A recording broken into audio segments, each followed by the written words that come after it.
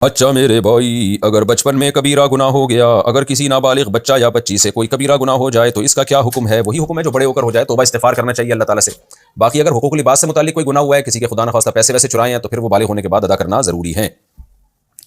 Mid اسکپر، یہ پتہ نہیں کون سی فش ہے،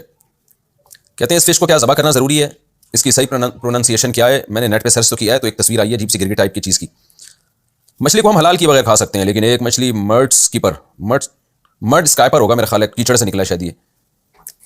جو سمندر کے پانی میں نہیں ملتی بلکہ سمندر کے کنارے پر جو کیچڑ ہوتا ہے وہاں پائی جاتی ہے۔ جب وہ ہمارے ہاں ہم تک آتی ہے تو زندہ ہی ہوتی ہے، اور لوگ اسے زندہ لینا ہی پسند کرتے ہیں۔ حلال کرنا اسے ضروری ہوگا یا اسے ہی صاف کر کے کھا سکتے ہیں؟ جویریہ صاحب گجرات انڈیا سے، جویریہ صاحبہ گجرات انڈیا سے۔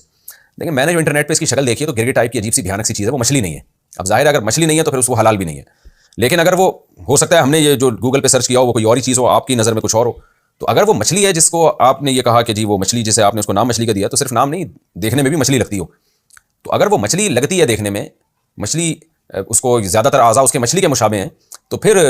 اس کا کھانا بغیر ذبح کیے بھی جائز ہے۔ لیکن میں نے آپ کو بتایا کہ انٹرنیٹ پر جو میں نے تصویر دیکھی ہے وہ تو مچھلی کی تصویر نہیں ہے، اس کی تو دم بھی ہے اور گرگٹ ٹائپ کی شکل ہے، تو پھر اس کا کھانا حلال نہیں ہے۔ اب آپ خود فیصلہ کر لیں، اس کو ہو سکتا ہے نیٹ پہ کوئی اور چیز ہی نہ ڈالی ہوئی ہو، واللہ عالم۔ سمندر کی مچھلی حلال ہے، مچھلی کے علاوہ جو کیڑے مکوڑے ہوتے ہیں یا اور کچھ چیزیں ہوتی ہیں وہ جائز نہیں ہے۔ اگر شادی شدہ مرد سے محبت ہو گئی تو کیا کریں؟ ایک خاتون نے راجستھان انڈیا سے پوچھا ہے، میں ایک ایسے شخص سے شادی کرنا چاہتی ہوں جو پہلے سے شادی شدہ ہے، میرے گھر والے سے راضی نہیں ہے کہ وہ شادی شدہ ہے، لیکن میری طبیعت بار بار اسی کی طرف مائل ہو رہی ہے، کوشش کے باوجود کنٹرول نہیں کر پا رہی ہوں۔ میں نے اپنی والدہ کو بہت سمجھایا لیکن وہ اس لیے راضی نہیں ہو رہی ہیں کہ لوگ کیا کہیں گے کہ میں نے شادی شدہ انسان سے نکاح کر لیا، اس صورت میں اپنے گھر والوں کو کس طرح مناؤں؟ ان خاتون کا بھی نام میں اسکپ کر رہا ہوں، راجستھان انڈیا سے ایک خاتون نے پوچھا ہے۔ دیکھیں آپ کی طبیعت جس بندے کی طرف مائل ہو رہی ہے تو وہ دوسری شادی کر رہا ہے، دوسری شادی آسان کام نہیں ہے، اور خاص طور پر مرد پہ کوئی عورت لڑکی لٹو ہو جائے اور مرد تو پھر اس کو اپنی ایک خواہش پوری کرنے کے لیے کر لیتا ہے، نبھاتا نہیں ہے پھر۔ تو اس لیے میرا مشورہ یہی ہے کہ ہونا یہ چاہیے کہ اس کی طرف سے بھی اگر ذمہ داریاں نبھانے کا صرف وعدے نہ ہو، اس کے حالات سے اندازہ ہو کہ یہ کر لے گا، کیونکہ اس میں لوگ کرتے نہیں ہیں۔ اب ایک لڑکی جب خود کسی مرد پہ عاشق ہو جائے اور اس کو پیغام نکاح بھیج دے تو مرد کو اس ایک بہترین کھلونا مل جاتا ہے اس کی زندگی سے کھیلنے کے لیے۔ مرد کو پتہ ہے میری بیوی بچے تو موجود ہیں، میری لائف گزر رہی ہے، یہ کھیلنے کے لیے انٹرٹینمنٹ کے لیے ایک چیز مل رہی ہے مجھے، کیونکہ یہ تو خود میرے اوپر عاشق ہے۔